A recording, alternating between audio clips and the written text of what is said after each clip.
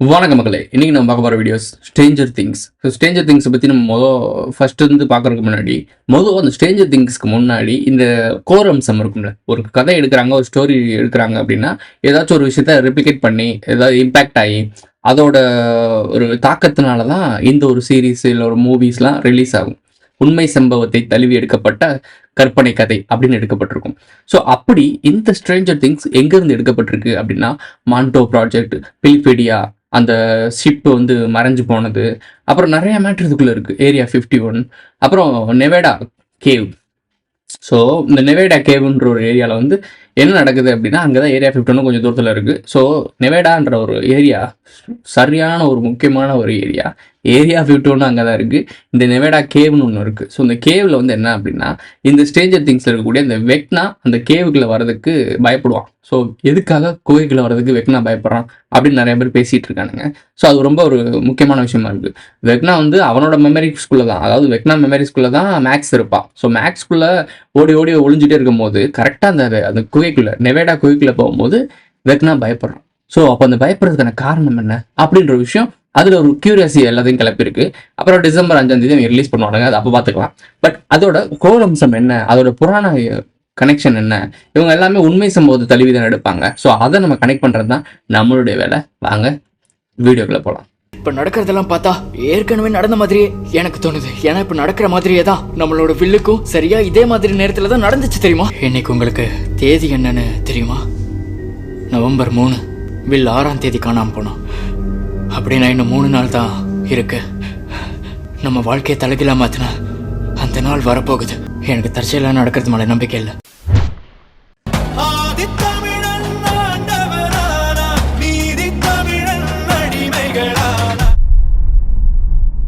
முதல்ல நம்ம பேச போகிறது ஸ்ட்ரேஞ்சர் திங்ஸில் இருந்தால் இந்த மான்டாக் ப்ராஜெக்ட். இதை வச்சு தான் ஸ்ட்ரேஞ்சர் திங்ஸை பற்றி ஒரு தியரி போயிட்டு இருக்கு, கான்ஸ்பிரசி தியரின்னு வச்சுக்கோங்களேன்.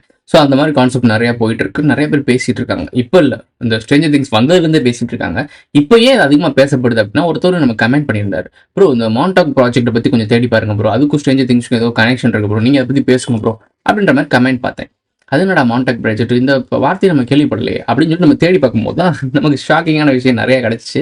ஸோ அதை வச்சு தான் இந்த மான்டாக் ப்ராஜெக்ட், அந்த நெவேடா கேவ், ஏரியா 51, இந்த பிலிபீடியா, இந்த எக்ஸ்பெரிமெண்ட், இது எல்லாமே நம்ம கனெக்ட் ஆச்சு.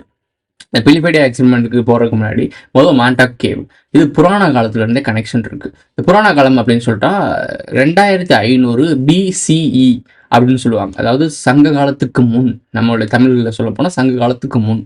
அப்போது இரும்பு அயனேஜ்னு வச்சுக்கோங்களேன். ஸோ அந்த காலகட்டங்களில் இது நடக்குது. அப்போ அந்த கேவ் சொன்ன நெவேடா, அந்த ஏரியாவில் இருக்கக்கூடிய பழங்குடியினர்களுக்கு ஒரு அச்சுறுத்தலான இருக்கக்கூடிய ஒரு ஜெயின்ட் இருக்காங்க. அதாவது ஜெயின்ஸ்னு சொல்லுவாங்கள்ல. ஸோ பெரிய லெவலில் இருப்பாங்க, 10 அடியில் அப்படிலாம் இருப்பாங்க. அவங்க நரமாமிசம் சாப்பிடுவாங்க. நரமாமிசம் யாருக்கும் தெரியல அப்படின்னா மனிதர்களுடைய கறி. ஸோ அதை சாப்பிட்றவங்க அந்த அந்த நெவேடாவில் இருக்கக்கூடிய அந்த ஜெயின்ஸ் சாப்பிடுவாங்க. அவங்களுக்கு பேர் கூட ஒரு வித்தியாசமான பேர் இருக்கும், கீழே போட்டு வரேன் பாருங்க. ஸோ இந்த நேம் தான் அவங்கள அழைக்கப்படுது. ஸோ இதை பற்றி நம்ம தேடி பார்க்கும்போது இதுக்கு ப்ரொனன்சியேஷன் வேற வேற மாறுது. அவங்க அப்பப்போ ஒரு விஷயத்தை அந்தந்த காலகட்டத்துக்கு ஏற்ற மாதிரி மாறும். தமிழில் இருக்கக்கூடிய அம்மான்ற வார்த்தை பல நாடுகளில் பல இடங்களுக்கு மாறினோடனே அப்படியே மாறி மாறி மாறி மாறி மாறி வேற மாதிரி மருவி வேற மாதிரி போயிடுச்சு. ஸோ அதே மாதிரி தான் அங்கே இருக்க ஒரு வார்த்தையும் வேற மாதிரி இருக்குது. அது ஜெயின்ஸ் யார் ப்ரோ அப்படின்னா மனிதர்கள் அல்லாத ஒரு இனம்னு சொல்கிறாங்க. ஸோ நீங்களே திங்க் பண்ணிக்கோங்க. அவங்களுக்கு ரெட் கலரில் ஹேர் இருந்திருக்கு. ஸோ ரெட் கலர் ஹேர் இருக்கும், அவங்க ஜெயின் மாதிரி இருப்பாங்க. அவங்க அந்த இருக்க பழங்குடியினருக்கு அச்சுறுத்தலாக இருக்காங்க. ரொம்ப காலமாக அவங்க டாமினேஷன் பண்ணியிருக்காங்க அந்த ஏரியாவை. அதுக்கப்புறம் மக்கள்லாம் ஒன்று திரண்டு யூனிட்டி. ஸோ யூனிட்டி திரடி அந்த குகைக்குள்ளே வரட்டுறாங்க. கடைசி அந்த குகைக்குள்ளே அவங்களை தீ வச்சு கொளுத்தி அங்கேயே அழிச்சிடுறாங்க, அங்கேயே லாக் பண்ணிடுறாங்க. அதுக்கப்புறம் அந்த ஜெயின்ஸோட ப்ராப்ளம் இல்லை, குகைக்குள் வைத்து புதைக்கப்படுகிறது. ஸோ இந்த கான்செப்ட் பல ஆயிரம் ஆண்டுகளுக்கு முன்னாடி நடந்தது. இதை ரெப்ளிகேட் பண்ணுறதுக்காக ஸ்ட்ரேஞ்சர் திங்ஸில் ஒரு சின்ன சீக்வன்ஸ் சூப்பராக வச்சுருக்காங்க. அதை நீங்கள் நல்லா பார்த்தீங்க அப்படின்னா, வெக்னா அவனோட மெமரிஸில் அதில் ஒரு டைலாக் வேறு, ஒரு சூப்பர் டைலாக். இந்த உலகமே ஒரு போலியான விஷயம், இது ஒரு சிறைன்னு சொல்லுவா. ஸோ சிறைன்னு சொல்லுவா. இதுதான் நம்ம UI படத்துலையும் சொல்லுவாங்க. இவங்களை வேற யாரும் காப்பாற்ற முடியாது, இந்த இடத்துல இருந்து இவங்களே தான் தப்பிச்சு போகணும்.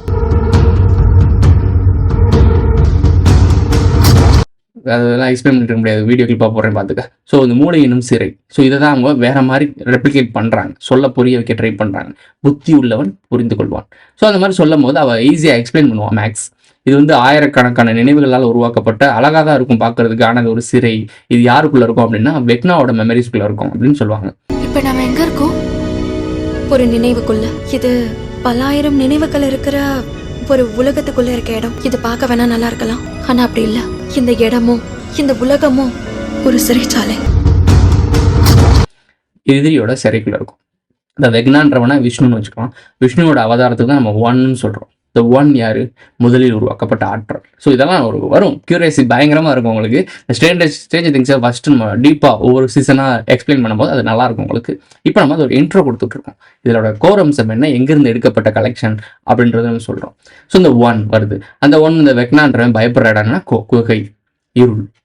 ஸோ ரெண்டு பக்கமும் நீங்கள் பார்க்கணும். வெக்னான்றவன் பயப்படுறது வந்து குகைன்ற இருளுக்குள்ள பயப்படுறான். ஜெயின்ஸ்னு சொல்லக்கூடிய விஷயங்கள்னா நம்ம முன்னோர்கள் நமக்கு முன்னாடி இருந்தவங்க ஒரு உயர்ந்த மனிதர்கள் மாதிரி காட்டப்படுவாங்க.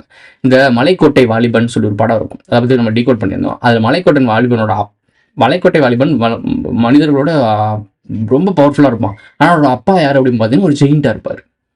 ஸோ மனிதர் அல்லாத ஒரு உருவமாக இருப்பார். அது பாட்டு வந்தால் தெரியும். ஸோ அந்த ஒரு சீக்ரெட் இருக்கு, அதை இங்கே தூக்கி போடுங்களேன். உலகம் முழுக்க இருக்க ஒரே கலை, மனிதர்களுக்கு முன் ஒரு இனம் வாழ்ந்துச்சு. அந்த இனத்தோட ரிப்ளிகேட் தான் பர்ஃபெக்டான ஹியூமன்ஸ் நம்மளை உருவாக்குனாங்க. அந்த ஜெயின்ஸை எதிரியாகவும் குறிக்க முடியும், பாசிட்டிவாகவும் குறிக்க முடியும், நெகட்டிவாகவும் குறிக்க முடியும். யாருக்கு அவங்க நெகட்டிவ், யாருக்கு பாசிட்டிவ்ன்றத பார்க்குற பாயிண்ட் ஆஃப் வியூவில் தான் இருக்குது. ஸோ அந்த மாதிரி அந்த ஜெயின்ஸ் அந்த குகைக்குள்ள இருக்காங்க. குகையில் இருந்தால் நம்ம இருள் ஞானத்தை படுறோம். அது குகைக்குள்ள தான் சித்தர்கள் ஞானம் படுவாங்கல்ல. ஸோ அந்த கான்செப்ட். ஆனால் வெக்னா ஏன் பயப்படுறான் அப்படின்னா, விஷ்ணு ஏன் பயப்படுறான் அப்படின்னா, அந்த குகைக்குள்ள இருந்த ஜெயின்ஸை அங்கே பழங்காலத்தில் இந்த வெக்னா அதாவது நெவாடா பாலைவனத்தில் அழிச்சாங்களா. அங்கே இருக்க பழங்குடியினர் சேர்ந்து அதை அழிச்சாங்க, அந்த ஆட்கள் அழிச்சாங்க. அது நாகர்களை நீங்கள் குறிச்சுக்கலாம். இந்த பக்கம் நம்மளை பார்த்து பயப்படும் போது நம்ம முன்னோர்களாக குறிக்கணும். ஸோ ஒரே கதை, ஒரே ஸ்டோரி, ஆனால் ரெண்டு பாயிண்ட் ஆஃப் வியூ. ஏன்னா ரெண்டு தனித்தனி பாயிண்ட் ஆஃப் வியூ கொடுத்தா அப்போ ரெண்டு ஆட்களாக இருக்காங்கன்னு சொல்லிட்டு நீ ஈஸியாக திங்க் பண்ணிடுவேன். ஸோ ஒரே கதையாக இருக்கும், ஆனால் அங்கங்கே மாற்றப்பட்டிருக்கும். இதுதான் ரகசியமே. ஒரு சில நேரம் அப்படி இருப்பான், ஒரு சில நேரம் இப்படி இருப்பான், அன்னியன் மாதிரி. ஸோ இந்த மாதிரி காட்டப்படும். ஸோ இதெல்லாம் போயிட்டு இருக்கு. இந்த ரெட் கலர் ஹேர் இதை அவங்க ரெப்ளிகேட் பண்ணுறக்கா சூப்பராக காட்டியிருப்பாங்க. சரி, மேக்ஸ் இருப்பா அதுக்குள்ள. அந்த கோயிலுக்குள்ள போனோடனே நான் உலகம் முழுக்க தேடி இந்த இடம் ஃபுல்லாக அலைஞ்சேன், எல்லா இடத்துலையும் எனக்கு நான் துரத்துனான், இந்த ஒரு இடத்துல மட்டும் வர பயப்பட்டான். ஸோ இதை என்னோட இடமா மாற்றிக்கிட்டேன், அது குகையாக மாற்றிக்கிட்டேன்னு சொல்லுவான். குகைகள் மூலியமாக தான் வந்து நாகர்கள் எல்லாரையும் மேனிபுலேட் பண்ணி மண்டையை இழுத்துட்டு போனாங்க. அதே மாதிரி இந்த ரெட் கலர் ஹேர் இருக்க பொண்ணு அந்த குட்டி பிள்ளையை இங்கே வர வச்சு அதை மண்டையை கழுவி அதை திருப்பி வெக்னாக்கு எதிராக திருப்பி விடுறது. ஸோ இந்த கான்செப்ட் தான் மனிதர்களோட அப்படியே தூக்கி போட்டு பாருங்களேன். குகை மூலியமா வந்து இங்கே இருக்க மனிதர்களை மண்டையை கழுவி, அதாவது சிறு குழந்தைகளை ஏன் கனெக்ட் பண்ணுறாங்க அப்படின்னா, சின்ன குழந்தைகள் 6 விளையாது 50 விளையாதுன்னு சொல்லுவாங்க. 6 நீ வளைச்சிட்ட அப்படின்னா 50 வரைக்கும் அது ஸ்டெடியாக நிற்கும், ராம்நாட்டா முறுக்கு கம்பி மாதிரி நிற்கும். ஸோ அதுதான் கான்செப்ட், கோர் அம்சம். நான் வெக்னா பற்றிலாம் பேசும்போது சூப்பராக வரும், உங்களுக்கு ஸ்டோரி ஈஸியாக புரியும். ஸோ இப்போ இந்த குழந்தையை கூட்டி வந்து மண்டையை கழுவுறான். ரெட் கலர் ஹேர், அந்த குகை. வெக்னா பயப்படுறான், இதை ஒரு வீடாக மாற்றிக்கிட்டேன்னு சொல்கிறான். இந்த வீட்டுக்குள்ளே குகை மூலிமா பயன்படுத்தி தான் ஓடுறாங்க. லியோர் கசாவோட கதை இருக்கும், கதை கேளுன்னு. இந்த கதை கேளு ஸ்டோரியில் ராமேஸ்வரத்துக்கு கீழே இருக்கக்கூடிய குகையை தேடி தான் ஓடுவாங்க. குகை ஸோ புரியும் நினைக்கிறேன். நட்சத்திரங்கள் வழிகாட்டும், படிச்சிங்கன்னா தெரிஞ்சிருக்கும் அந்த ஸ்டோரி. ஐடபிள்யூ போய் போட்டாப்ல. இந்த ரெட் கலர் ஹேரை குறிக்கிறதுக்காக மேக்ஸோட ஹேர் என்ன ரெட் கலரில் இருக்கும். ஸோ இந்த மேக்ஸ் தான் மிகப்பெரிய ஒரு டேன் ஓவராகவே மாற போகிறான். அதாவது அந்த சிறையில் மாட்டியிருக்கா, கோமாவில் இருப்பா. ஸோ அந்த பாட்டை ப்ளே பண்ணோன்னே வெளியே வர பார்ப்பா. அந்த டைமில் பாட்டு முடிஞ்சிடும், அது திருப்பி வெக்னா துரத்த ஆரம்பிச்சிடும். அப்போ தான் குகைக்குள்ள போகிறான். ஸோ அப்போ வெக்னாக்கு உள்ளேருந்து உள்ளே உட்காந்து ஒருத்தன் இந்த படம் மாதிரி வட சென்னை மாதிரி நம்மால் ஒருத்தர் உள்ளே இருக்குன்ற அந்த மாதிரி மேக்ஸ் உள்ளே இருக்கா, பிரெயின்குள்ளேருந்து ஃபைட் பண்ண போகிறான். ஸோ மேக்ஸுக்கு ஒரு பெரிய ஒரு அவுட் பிரேக் இருக்கும். எப்படி வில்லுக்கு ஒரு சூப்பரான ஒரு கம்பேக் கொடுத்தாங்க இல்லை, ஆரம்பத்தில் டம்மி பீஸா காட்டிட்டு வில்ல சூப்பராக மாட்டிட்டாங்க. அதாவது இப்போ இன்ஸ்டாகிராம் போனாலே வில் தான் வரான். யார் வந்துட்டு இருப்பா, 11 வந்துட்டு இருப்பா, ஸ்டீவ் வருவான். ஸ்டீவ் 11 2 பேர் தான் கொஞ்சம் வேற லெவலில் போயிட்டு இருந்தாங்க. லவ் சைடு பார்த்தீங்கன்னா ஸ்டீவ் வருவாப்புல. அந்த ஸ்டைலிஸ் அதெல்லாம் காட்டும் போது ஸ்டீவை காட்டுவாங்க, மாஸ்க் காட்டும் போது 11 காட்டிட்டு இருந்தாங்க. இப்போ 11 தூக்கி சாப்பிட்ற வில்லு வந்துட்டாப்ல. ஸோ வில்லு தூக்கி காட்டுறாங்க. அதே மாதிரி மூக்கில் மன்மது மாதிரி மியூசிக்கை போட்டு உள்ள போறாப்புல. ஸோ இதுதான் கான்செப்ட். இந்த ரிட்டர் ஹேரை குறிக்கிறது. இது வந்து பண்டைய காலத்து ஸ்டோரி. இதை தூக்கி ஓரம் வைங்க. இது ஸ்ட்ரேஞ்சர் திங்ஸில் அடாப்ட் ஆயிருக்கா. அடுத்து பில்ஃபேடியாவோட அந்த ஷிப் வந்து மறைஞ்சு ஒரு இடத்துல போச்சுல, கிரீன் கலரில் ஒரு ஸ்மோக் மாதிரி. அதாவது அந்த இடத்துல வந்து ஒரு எலக்ட்ரிக்கல் வேவ் இருக்குல்ல, அந்த வேவ் மூலியமாக அந்த கப்பலையே மறைஞ்சு அங்கிட்டு கொண்டு போகிறாங்க. எப்படின்னா போர் நடக்கும்போது இதில் வெற்றி பெறதுக்காக குறுக்கு வழி. இவங்க ஆரம்பத்துலேருந்தே குறுக்கு வழி யூஸ் பண்ணுறாங்க. இல்லைனா நியூக்ளியர் பாம்பு தயாரிப்பாங்களா. ஸோ இவங்க வந்து இந்த ஷிப்பை மறைச்சு வேற இடத்துக்கு கொண்டு போய் ஜெயிக்க வைக்கிறதுக்கான பிளான் பண்ணுறாங்க. இந்த பிளான் பண்ணுறப்ப என்ன நடக்குது அப்படின்னா, அந்த ஷிப் வந்து டக்குன்னு மறைஞ்ச உடனே அங்கே இருக்க வேலை பார்க்குற ஆட்கள், அந்த கேப்டன் ஒருத்தர் அந்த 2 பேர் தப்பிக்கிறாங்க. அவங்க தான் டைம் ட்ராவல்ஸ் பண்ணுறாங்க. இது ஒரு பெரிய கான்செப்ட், கிளை பிரிவாக போகும். இந்த பிலிபேடியா எக்ஸ்பெரிமெண்ட்டை பற்றி தனியாக பேசுவோம். இந்த வார்த்தையை சரியாக சொல்கிறேன், ப்ரொனவுன்ஸ் பண்ண தெரில. ஸோ அந்த ஸ்ட்ரிப்பு வந்து மறைஞ்சிருது, திருப்பி வந்துடுது. ஒரு குறிப்பிட்ட ஸ்டேஜ்க்கு போயிட்டு திருப்பி இங்கே வந்துடுது. இதுக்குள்ளே மாட்டினவங்க ஃபுல்லாக அங்கங்கே சொருகி மண்டை பாதி கை பாதி உள்ள அந்த செவுத்துக்குள்ளே போய் இதுவே. தானஸ் வந்து ஹல்கை வந்து ஒரு இடத்துல அப்படியே மறைக்க வைப்பான் பார்த்தீங்களா, அப்படியே ஒரு அந்த அந்த கல்லை வந்து உருக்கி அதில் தானஸ் ஹல்கை உள்ள அனுப்பி அப்படியே இறுக்கிடுவாங்கல்ல. ஸோ அந்த மாதிரி. ஸோ ஆட்டம்ஸ், அந்த ஆட்டம்ஸ்குள்ளே கொலாபரேஷன் ஆகி மாட்டிப்பாங்க. ஸோ அந்த மாதிரி நிறைய பேர் செத்து போயிருப்பாங்க. 2 பேர் தப்பிச்சிருப்பாங்க. அவங்கள கூப்பிட்டு வச்சு எக்ஸ்பெரிமெண்ட் பண்ணி அவங்களுக்கு மெமரிஸ் லாஸ் ஆகிருக்கு. அந்த சி வாட்டருக்குள்ள அண்டர் கிரவுண்டுக்குள்ளே போயிட்டு வந்துட்டா இல்லை ஒரு டைம் ட்ராவல் பண்ணிட்டு வந்தால் திடீர்னு நம்ம பிரெயின் அதுக்கு ஃபங்க்ஷன் ஆகாது. ஏன்னா எல்லா செல்ஸும் பிரிஞ்சு போர்ட்டல், அதாவது டெலிபோர்ட்டேஷன்றது உங்களுக்கு எப்படின்னா அது ஈஸியாக எக்ஸ்பிளைன் பண்ணலாம். இந்த டெலிபோர்ட்டேஷன் பற்றி பேசும்போது லியர்கசா கதையை நீங்கள் பார்க்கணும். குரங்கிணி தீ விபத்து எங்கே நடந்துச்சு? தேனியில் தான் அந்த சீக்ரெட் ப்ராஜெக்ட், அந்த பிளாக் ரூம் உருவாக்கப்படும். அங்கே டெலிபோர்ட்டேஷனை வந்து ஒரு விஷயத்தை காட்டியிருப்பாங்க. டெலிபோர்ட்டேஷன் கண்டுபிடிச்சிட்டேன் அப்படின்னு சொல்லுவாங்க. தாமரையை வச்சு ஒரு பக்கம் தாமரையை உருவாக்குவாங்க. தாமரை இந்த டெமோடாக் தானே, அந்த இது வந்து மூஞ்சி பார்த்தீங்கன்னா தாமரை விரிகிற மாதிரி தான் இருக்கும், ரெப்ரசன்ட் பண்ணுறாங்க.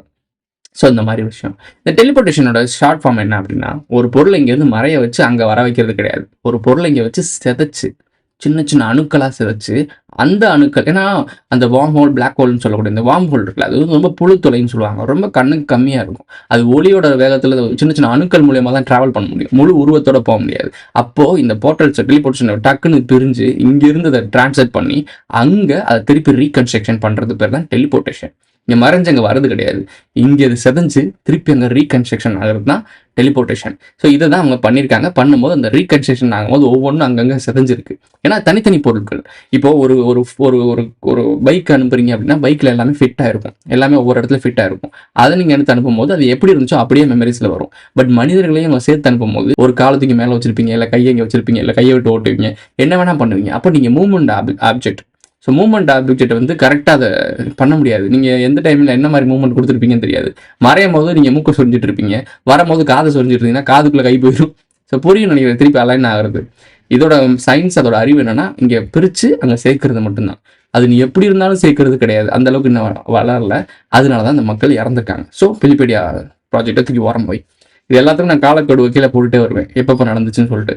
2500 BC அந்ததுக்கு முன்னாடி, கிறிஸ்து பிறப்புக்கு முன்னாடி நடந்தது அந்த நெவடா அந்த ஜெயிண்ட்டு.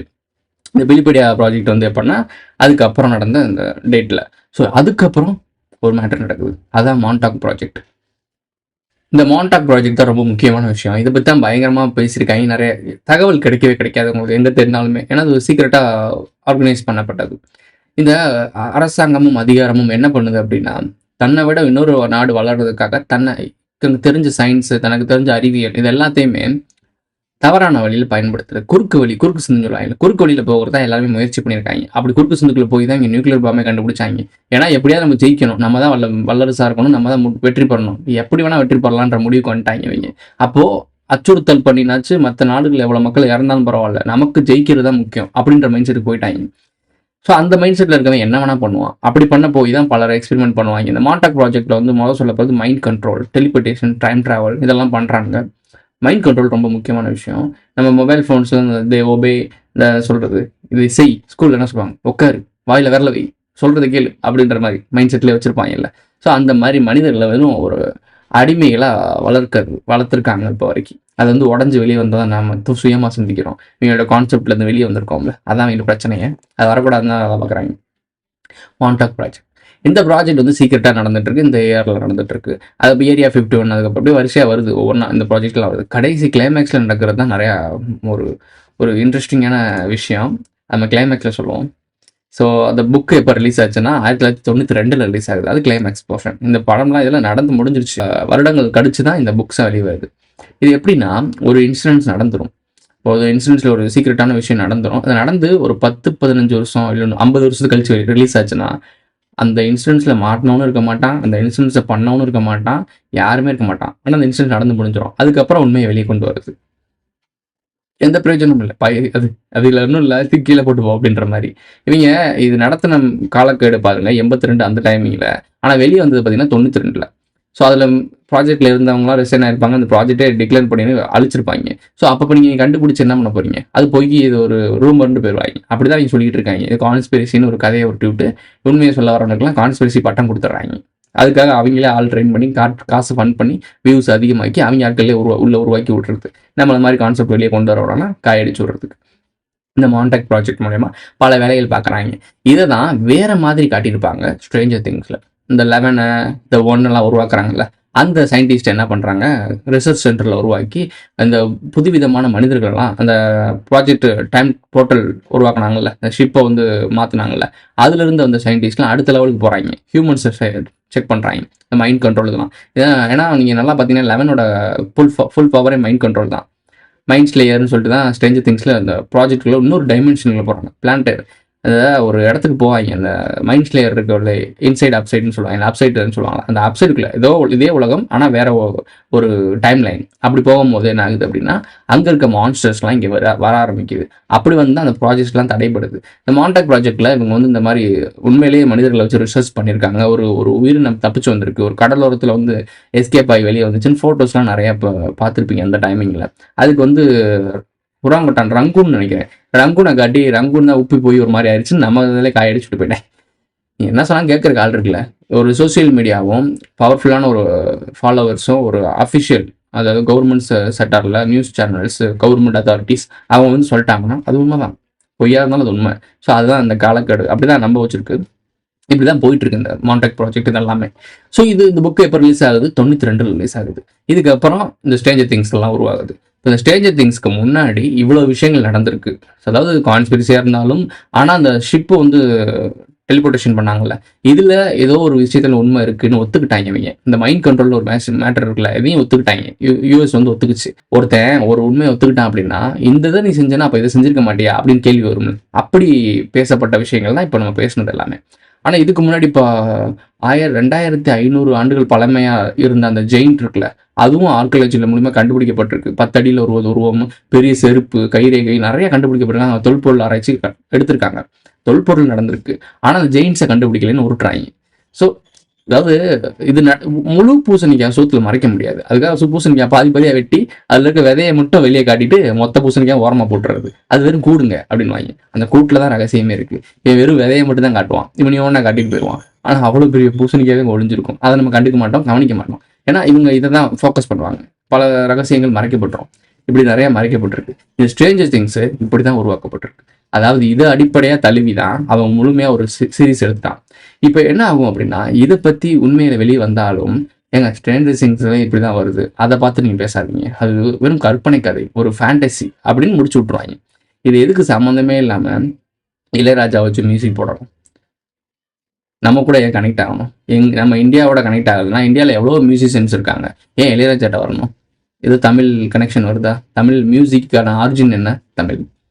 ஸோ இந்த மான்டெக் ப்ராஜெக்டை இதுக்கு முன்னாடி நான் சொன்ன இந்த நெவேடா கேவ்ல இருந்து ரிசர்ச் பண்ணாங்கல்ல, அது 2500 ஆண்டுகளுக்கு பழமையான விஷயம். அந்த காலகட்டத்திலே நாம கிட்ட இசை, இலக்கியம், காவியம்லாம் இருந்திருக்குன்னா சங்ககாலம் அந்த டைமில் இருந்திருக்கு. அப்போ ஏன் இங்கே வந்திருக்கான்னு அவன் தெரியுதா?